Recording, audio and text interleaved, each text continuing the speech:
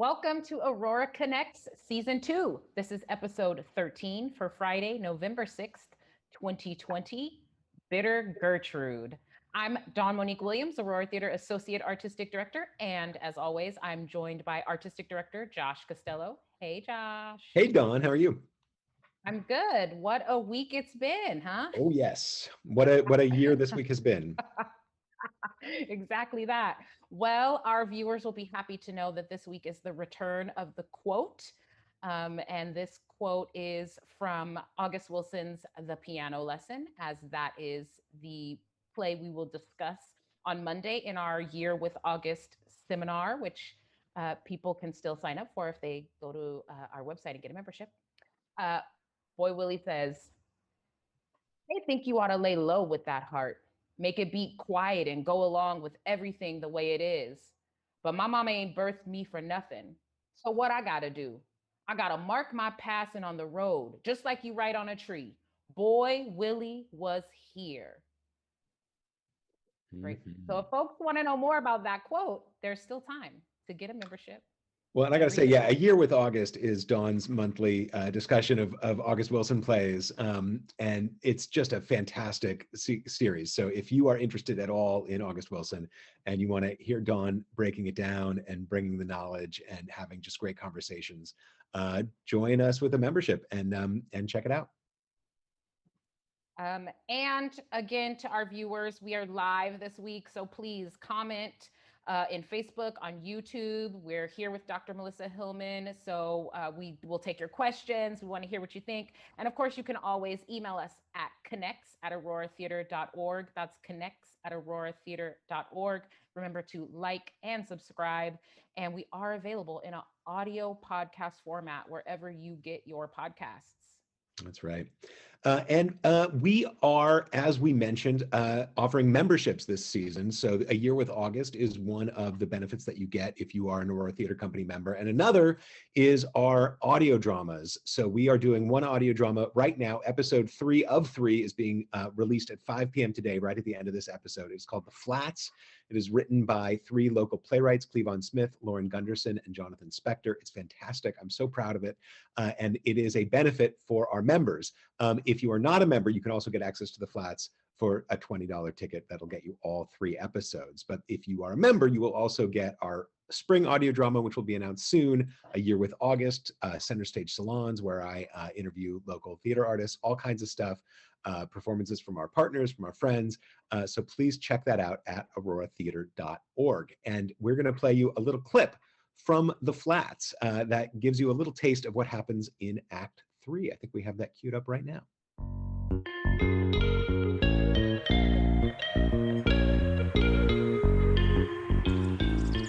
You know how they say love is a leap of faith and it's defined by what you do, not what you think, not what you feel or anything, just what you do. So when I had the choice to be with someone or not, like the world was exploding and this woman I love was like, come be with me. And I had the choice, but I chose not to. I always choose no one.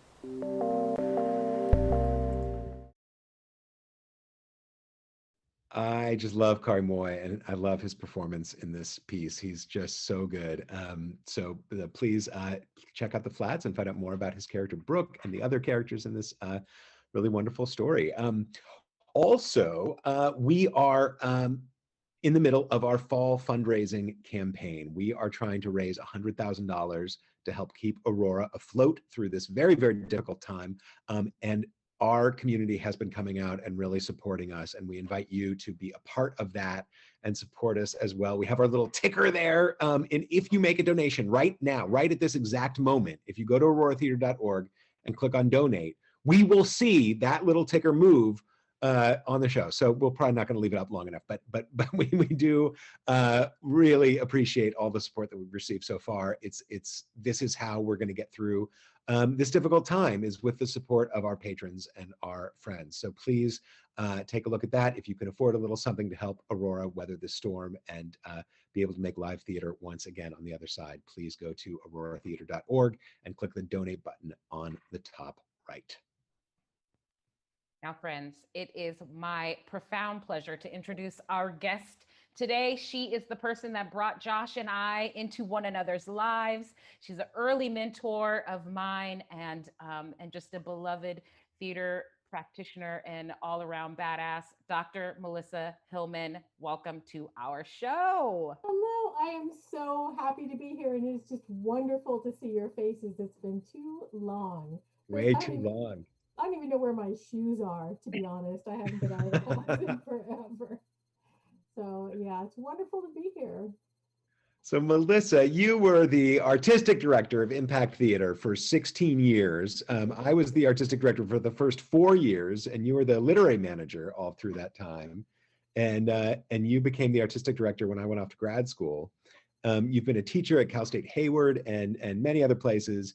And then you now are a blogger as well. You blog about theater and social justice as Bitter Gertrude, and we want to get into that some as well. You are the writer of various viral social media posts and blogs. You've been fact checked by USA Today. That was surreal. That was surreal. And as Dawn said, a general badass. I want to ask, first of all, just, because this is something, I have MSNBC on over here. How are you feeling about this election? And what should we all be doing right now? What should we be taking away from, what have we learned from the last few days? Well, I think it's in the bag for Biden. I don't think that you can litigate your way to 4 states. I think he could get maybe one, maybe Georgia, but it's pretty much over. But I think the takeaway really is, I wrote about this today a little bit on Twitter. The takeaway, I think, is that these people have had 4 years to look at the way Trump and Trumpism activates in America, what it's doing, what it stands for. They looked at this and said, that sounds great. And Republicans increased their gains overall. This was a repudiation of Trump, but not of Republicans. So no matter what happens, which I think is fairly clear, that these people are still here. These people are still here. These people looked at racism in the face and said, I'd like more of that. And I think that that's really where our work is. Right now, people on the left are in an explosion of joy about the work that Black women have done, particularly Stacey Abrams, who went to Wisconsin with her team and basically gift wrapped it for Biden with her work there in registering voters. And of course, her work in Georgia, which is astronomical. I think that we often congratulate Black women for the work that they've done without showing them gratitude. It's not the thing to say, it doesn't do anything to say congratulations for saving my white butt. That's nothing. I have gratitude for the work that you've done. What do you need? How can I repay this? And then it's not enough. We say all the time, listen to Black women, and that's great. We need to, but it's not enough. You have to listen to Black women and then also put them in positions of power to do the thing that they're telling you. It's not enough to just say, listen to Black women. That presupposes a white power, not white power, but white people in power, that we have to listen to you so then we can go as people in power and deliver the thing that you want. We need to put these women in power. And I never, ever, ever, ever, ever want to hear again that a Black woman is not ready. Stacey Abrams was not ready for whatever. And then she just, the work that she did was astronomical, unbelievable. Who could have pulled that off? So I think that that's, the work ahead is clear. We hear from a lot of people of color that they're very, very, very tired of, thank you so much for the work that you've done, and all of the promises that we made to you during the campaign are just like, well, now we've won, that needs to end. And I think that really is where Biden winning is the beginning. And it's not the end result. It's the beginning of we're in a deficit. We lost a lot in the last 4 years, and it's not just Trump. So that's what I've been thinking about today. Thank you so much for that, Melissa. I just want to take it back to Impact for a minute. Because all three of us, of course, are Impact veterans, two former artistic directors, and I wore associate artistic director hat for a moment there myself.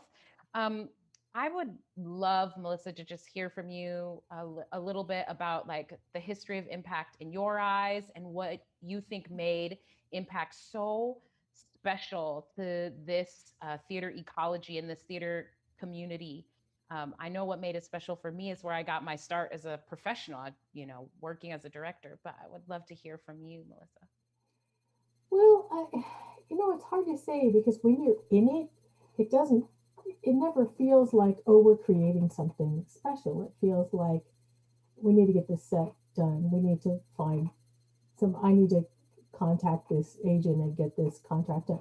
It doesn't, so it's really hard to say, but I think looking back on it, there was a lot of, when I was doing my dissertation research in Chicago, I was with Annoyance Theater, and Mick Napier said to me, this is long before I was artistic director of Impact, Mick Napier said, I wanted to have a theater company where there was a culture of yes. And where when somebody said, can I do this? I looked for ways to say yes instead of looking for ways to say no. And that left a big impression on me. And I felt like we wanted to create a space where a young, diverse audience member truly felt at home.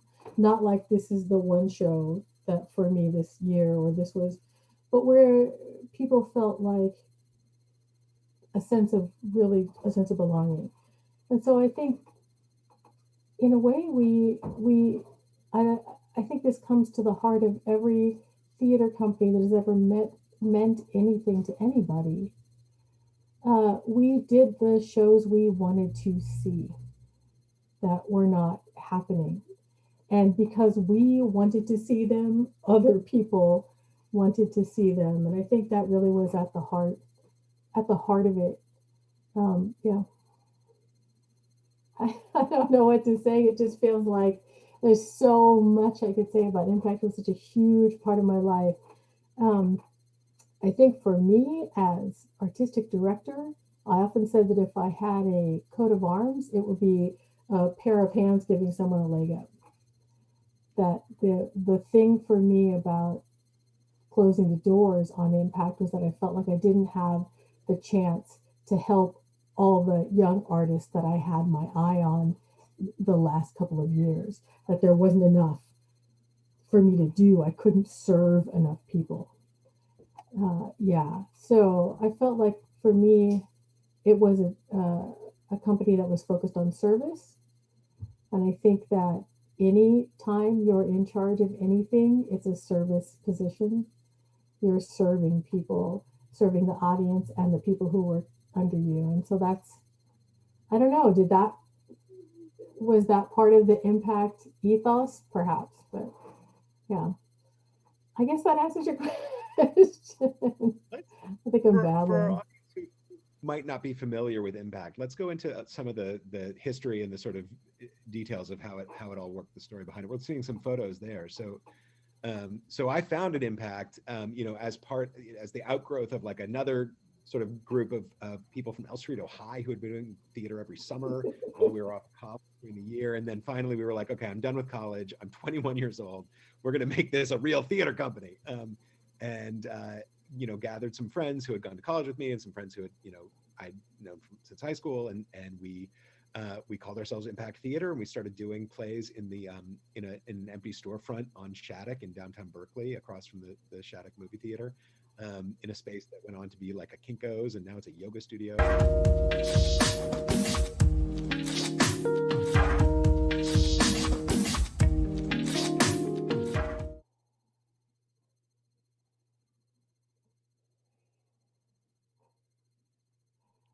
was Kafka's dick. So, so when Impact started, the initial impulse was we're going to make theater for people in their teens and 20s, Yeah. Sort of by, for, and about people in their teens and 20s, and it evolved since then. But that was the initial impulse, and so. We did 4 shows a year for the first 4 years, and nobody was getting paid. It was all very sort of seat of your pants. We did a lot of original plays. We had some really talented playwrights who came up through Impact, and then I went off to grad school. I said to Melissa, hey, I'm going to leave.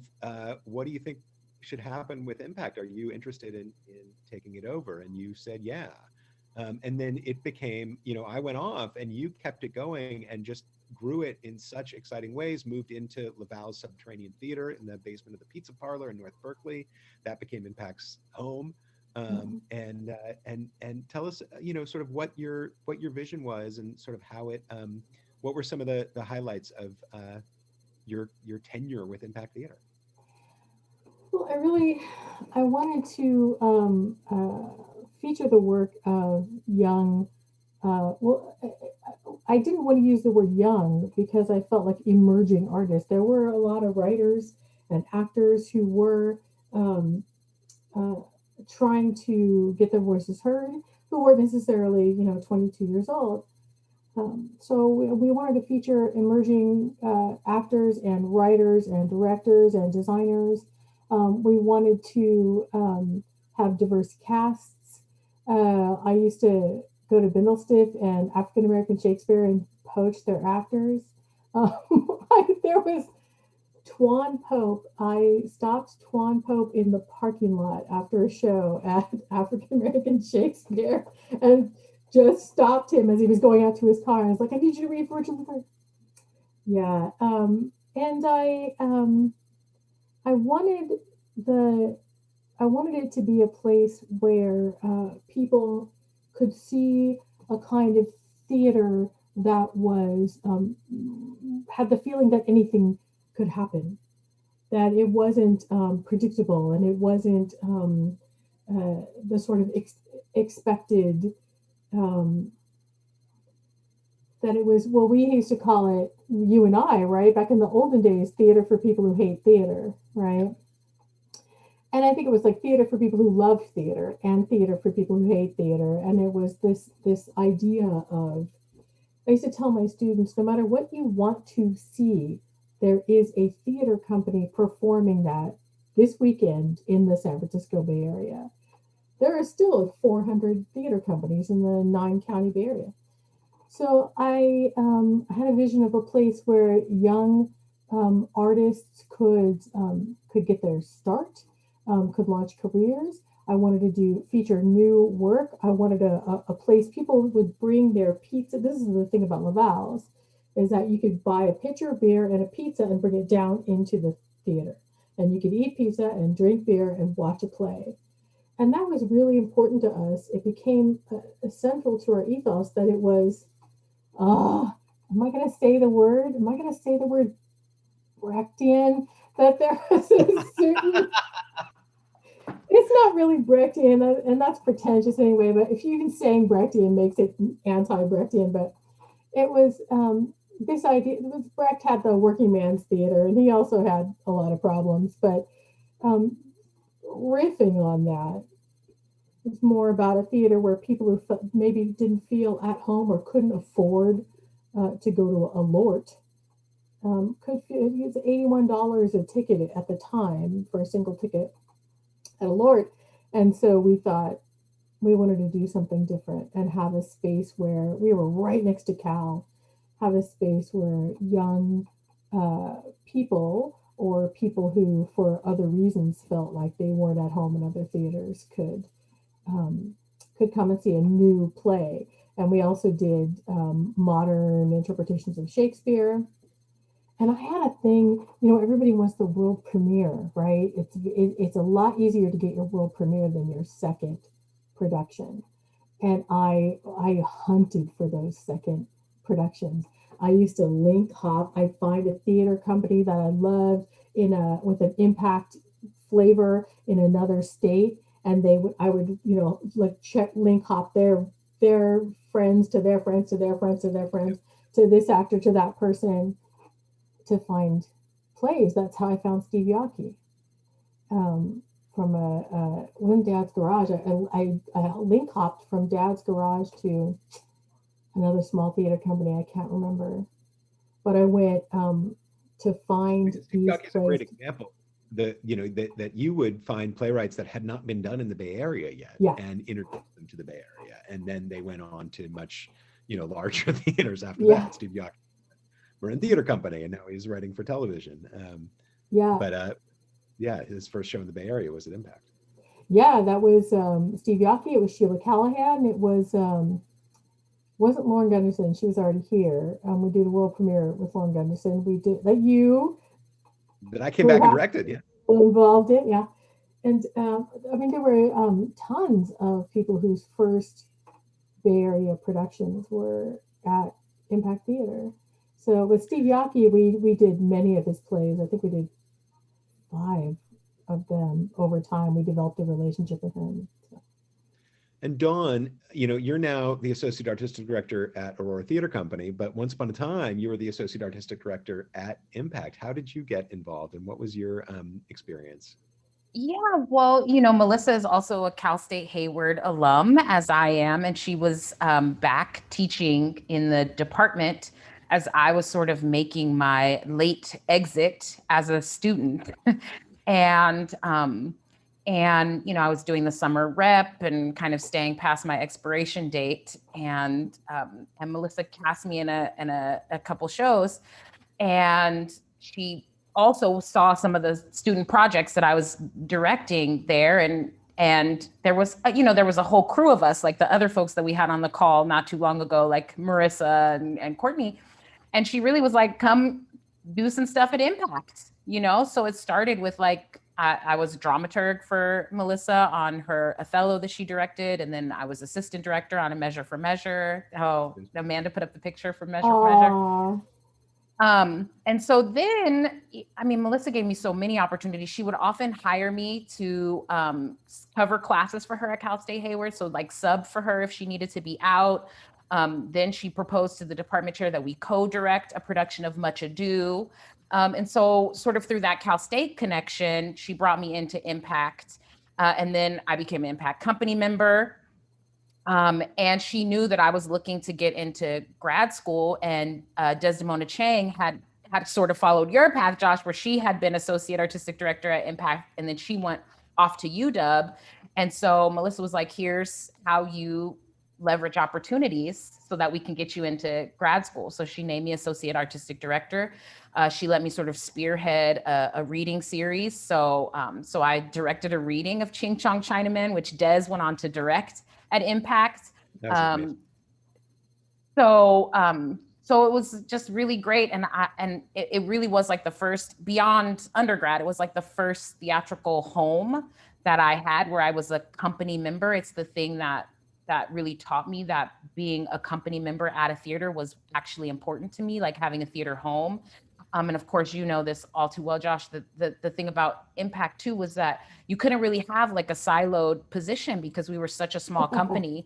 So part of the gig was also running the box office or, sort of being crew, so there were many nights I ran the box office, and then I was in the booth with the stage manager, and, and then I'm doing the curtain speech and the post-show ask, and then we would have these retreats, and it was just, it taught me so much in those early years, just about like being a professional. And then of course I went off to grad school, and I tried to hold on to my title as associate artistic director as long as I could.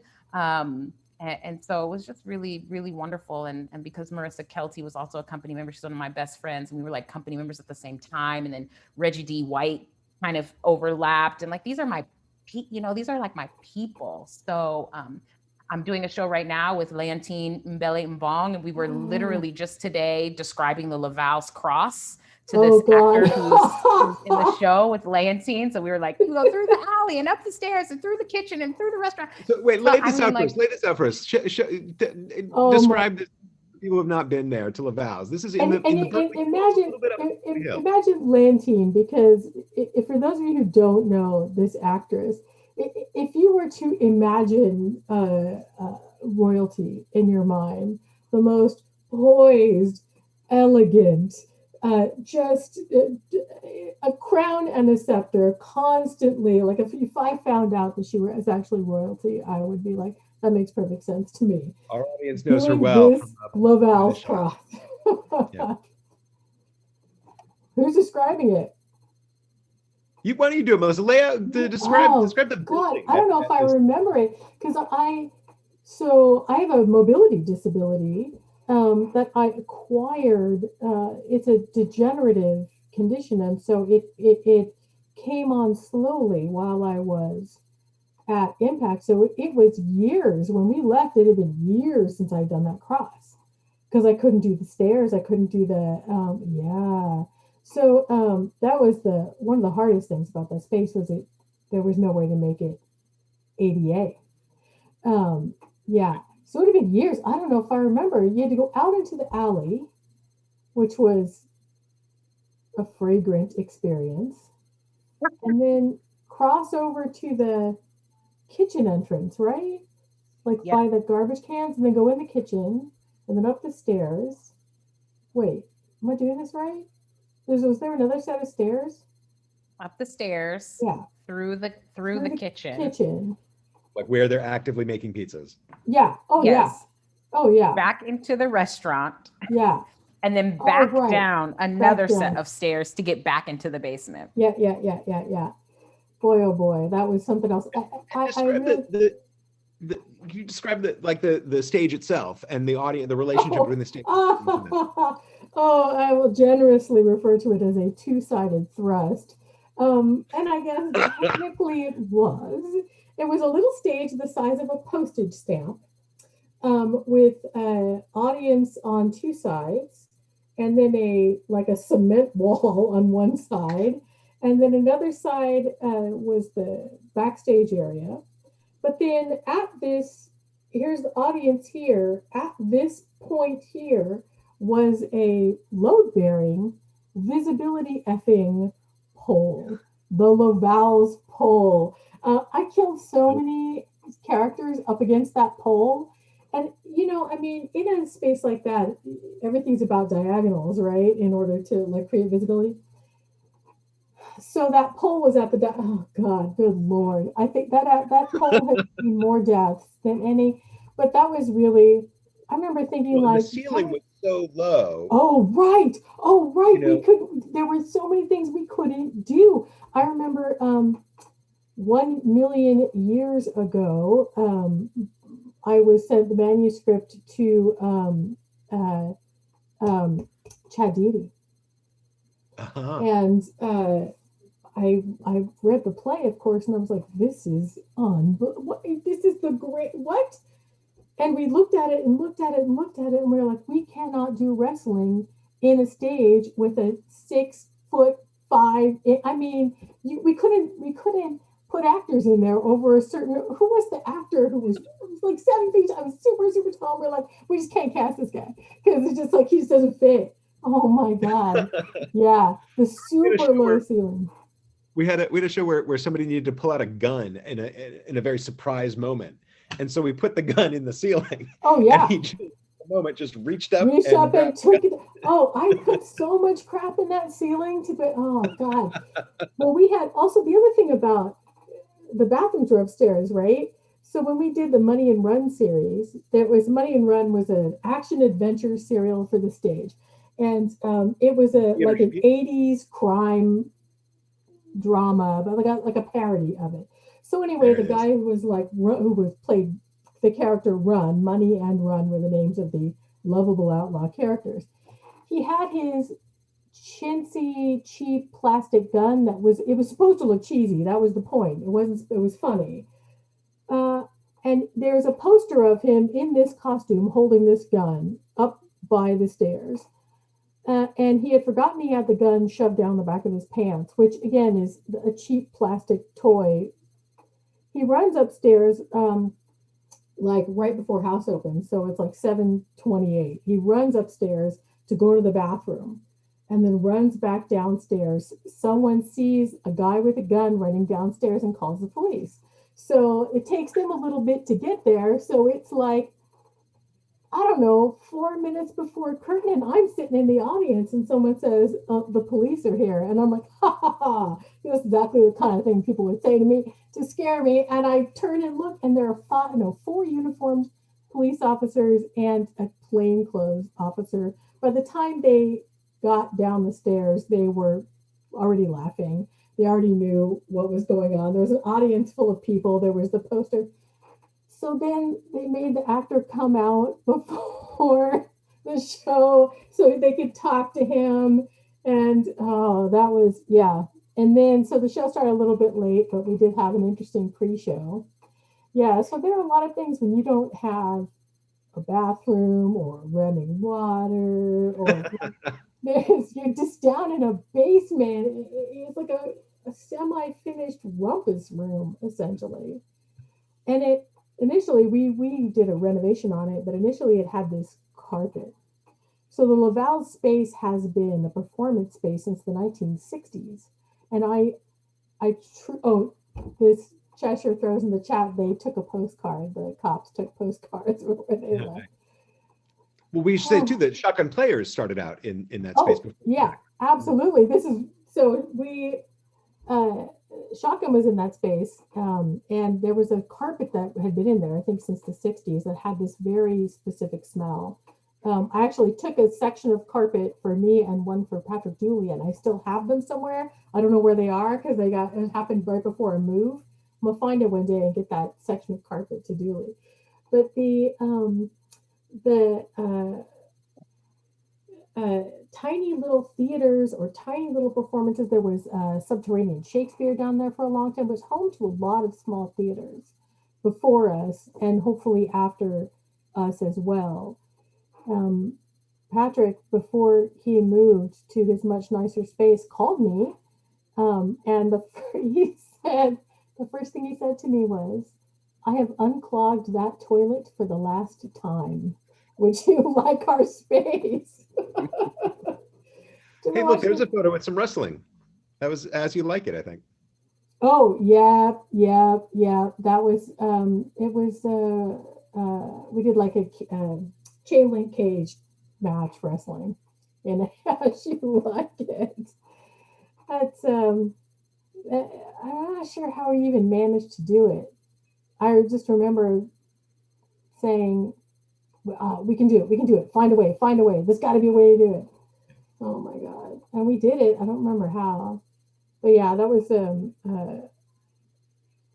a fun show that I think As You Like It has a central message at its heart, which is F gender, love is love. Yeah. And so that's how we approached it. And it was super fun. Dawn was at Cal State East Bay. Was my JQuiz. I was. It was super fun. All the world's a student. Oh, there's jukebox stories. I love it. Melissa, I would love to talk about Bitter Gertrude and the impetus to start writing as Bitter Gertrude and the arc of Bitter Gertrude that has somehow now turned into you having your own equity, diversity, inclusion consultancy practice. So talk to us about that journal and that journey of, I'm going to write a blog. It's been quite a journey. I thought I'm going to write a blog, and I can't.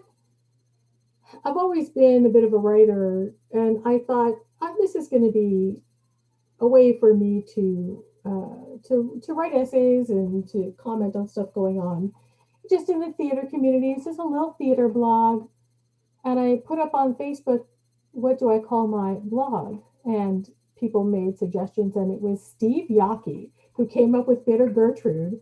And he messaged me, he texted me, he emailed me, like he advocated for the name Bitter Gertrude. So I was just like, fine, I will call it Bitter Gertrude. And that's how I got to be Bitter Gertrude. Well, and you had played Gertrude in Hamlet at Impact. You muted yourself. Well, I'm sorry, I think I accidentally bumped the keyboard. Let me move my keyboard out of my way.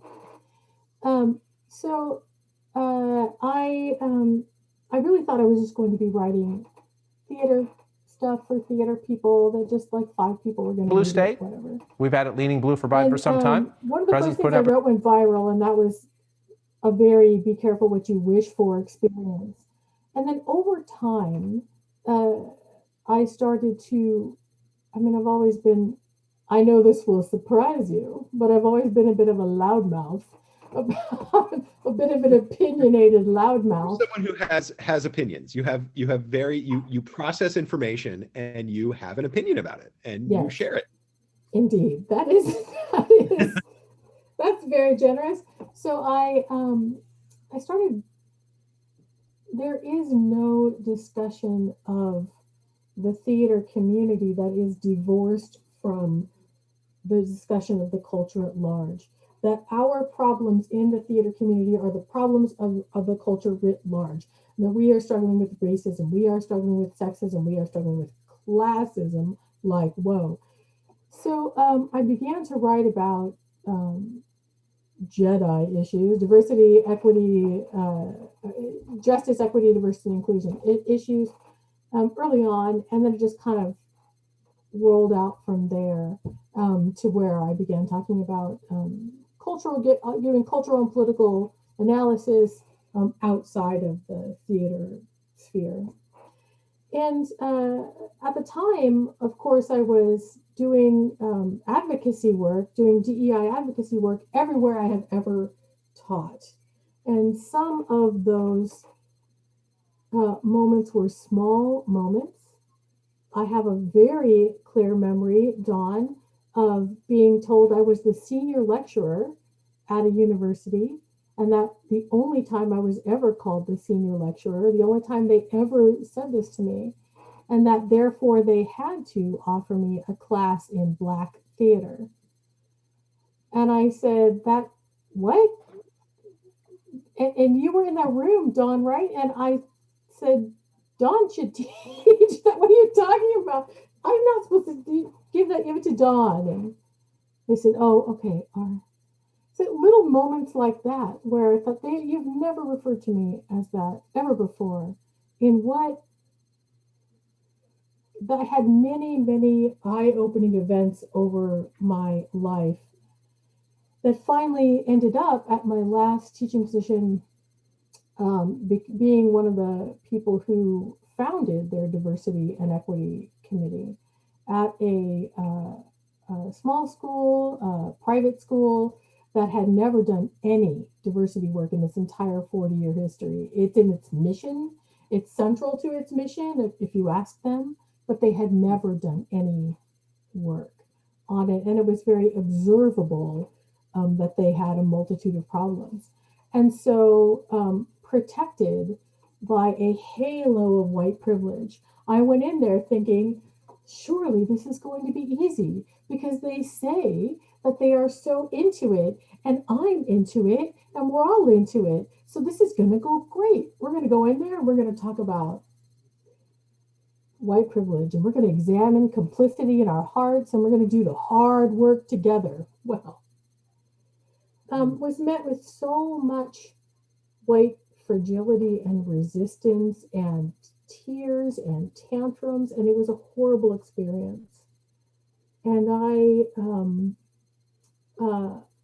thought, I handled this completely incorrectly.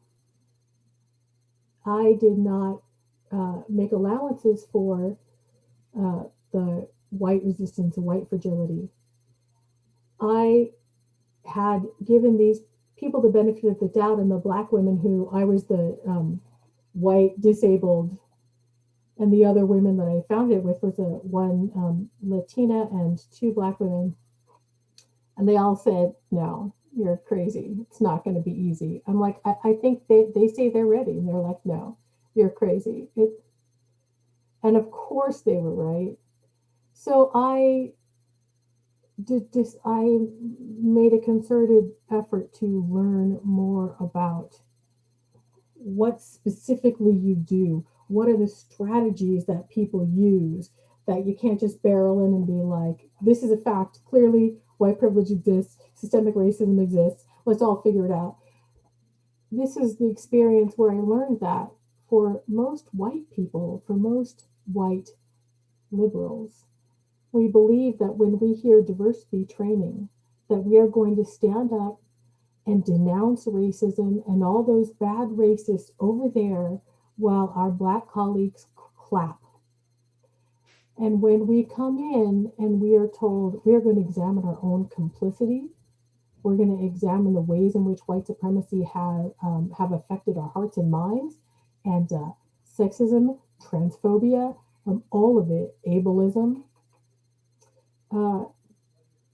People have a certain resistance to that, and what are the techniques to overcome this resistance? And so I dove into that, and I had been writing about these issues for so long, and I just loved it. I just fell in love with the work, and so I was already in a position where people were messaging me or emailing me saying, "Can I talk to you about this? Can I talk to you about that? Can you read my script and give me some advice about it?" And I thought it's time to just formalize it. Mm-hmm. I wrote a blog post once called "White People, Please Shut Up About Beyonce," around was it Lemonade or I can't remember which one it was, but it was a while ago, and it went super viral. I think to this day it's got, I don't know, millions of hits, whatever, however many, 3 million, whatever. So I mean, that's not hugely viral. I'm not Chrissy Teigen, but viral for me. And I was getting a pelvic exam at Kaiser, and the woman who's my longtime nurse practitioner is Black woman there, and I was on the table in that position, and we were chit-chatting, and I had mentioned that I had written a post that went viral, and she asked me about it, and I told her, and she was like, that was you. She had sent it out to all her friends. She's like, I'm spread eagle on this table, and she's like, I'm going to tell all my friends that Bitter Gertrude is my patient. That was probably the most fun of all the viral experiences. Yeah. But I really just fell in love with the work, and I felt like this is something. One of my earliest memories is my mother telling me why she couldn't buy grapes for us. One of my earliest memories is my mother pointing at the TV and saying, "You remember this," and as Angela Davis coming into the courtroom with her fist raised. So my mother had a copy of Mao's Little Red Book. Like it's been a focus of my life all my life, and I fell in love with that work. And I would, so I'm doing a lot of what I call DEI dramaturgy, helping playwrights develop plays with a DEI focus, which I love. So, yeah, it's a long journey, and it and Bitter Gertrude, my DEI work in Bitter Gertrude, more developed in parallel along with what I was doing as an educator. Yeah, absolutely. So, Melissa, we're running short on time, so we want to wrap this up. But are there any plans for Impact Theater 2.0? I don't know. We've talked about it quite a bit, and I'm not sure what we are going to. I'm really not sure what we're going to do. I would love to go back to theater. I spent a long time in education, and I would love to come back to theater. I've been talking to some people about that possibility, so we'll see. Maybe it'll be Impact, maybe it'll be with somebody else. But I don't think, even though I'm not producing theater actively, I don't think I'm ever going to be fully out of it. I think we all, at a certain point, we're like, I'm done with theater. That's, everybody's got that moment, right? Like, I'm going to go work in the corporate world, or I'm going to go do this or that. But no, I think that's in my blood. I think Let me ask you this then.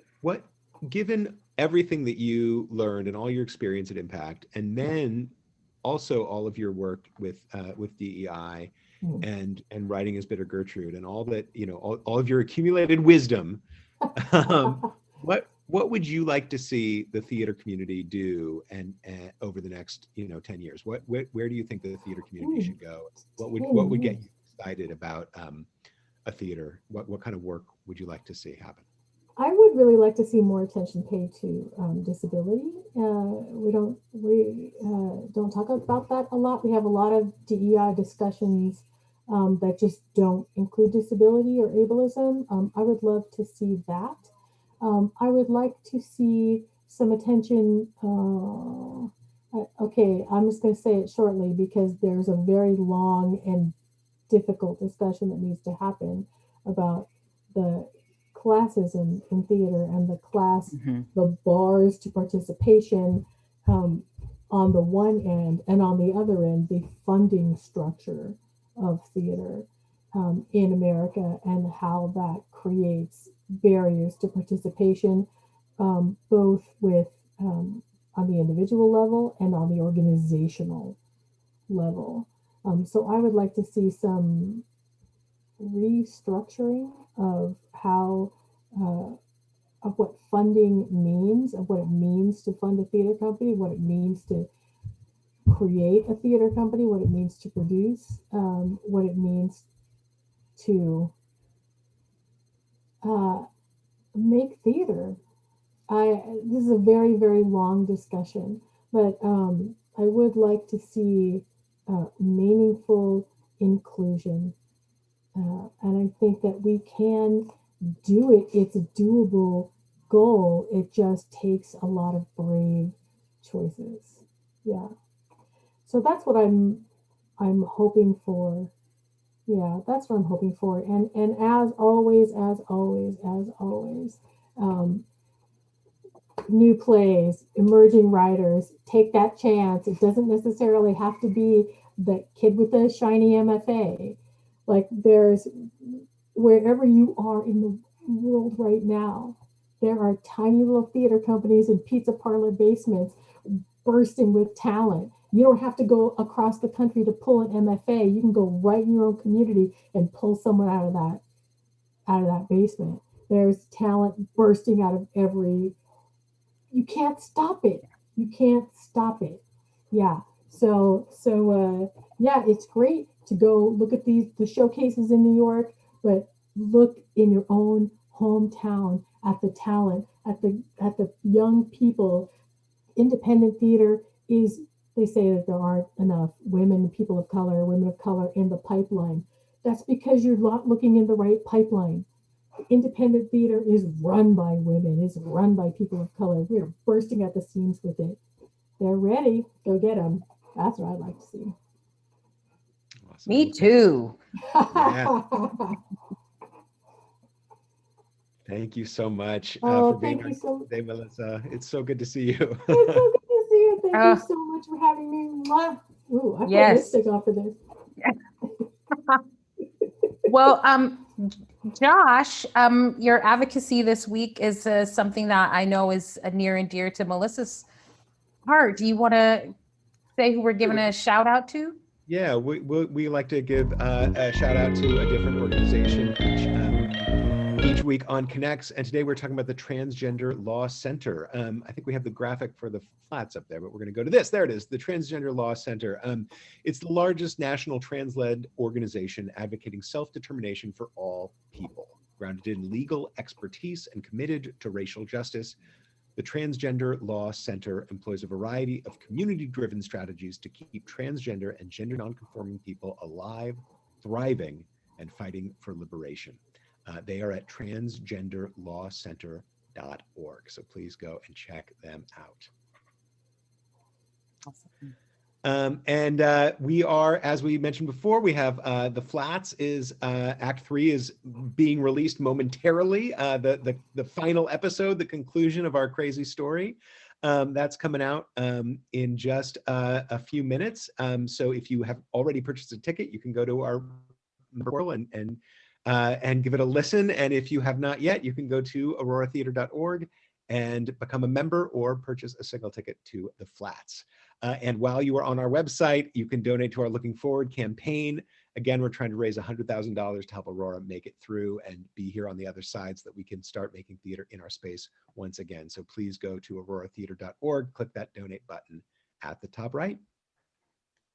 And we want to thank all the people who joined us in the chat today: Cheshire Isaacs, Tim Bishop, Michael Asbury, Patrick Burns. So many good friends were watching along with us and commenting in the chat, and we thank you for that. Other friends at home, please know that you can reach out to us anytime. We're available at connects@auroratheater.org, connects@auroratheater.org. We'd love to hear from you. Next week, we will have Elton Bradman as our guest. I'm so excited to talk to Elton. He did the music and sound design for The Flats. I had a great time working with him. I think he's a genius. And we're going to talk about his work on The Flats and his work as a musician and sound designer in the Bay Area. Go ahead, Josh. I was just going to say, as we leave you all and move towards the credits, we're going to offer you again words from Daryl V. Jones, a professor at Cal State East Bay, which is one of Aurora's community partners. Melissa and I, that's our alma mater. And many Aurora members of our Aurora family have come out of Cal State or are faculty at Cal State, and they are opening their performance of Dominique Morisseau's Blood at the Root tonight. And we have some information for how you can take in that virtual performance. Greetings. I think that's it. I'm Daryl V. Jones. For Aurora Theater, I directed The Royale and Detroit 67. And I'm joining you today to invite you to a production that I've directed at Cal State East Bay, where I'm also a professor of theater. That production is a Zoom movie production of Blood at the Root by Dominique Morisseau. Blood at the Root is a striking new ensemble drama based on the Jena Six. It's a true story of 6 Black students who were initially charged with attempted murder for a school fight after being provoked with nooses hanging from a tree on campus. This bold new play by Dominique examines the miscarriage of justice, racial double standards, and the crisis in relations between men and women of all classes. It's been described as moving, lyrical, and bold. Blood at the Root probes the complexities of race, individual freedoms, and what justice means when biases have been normalized.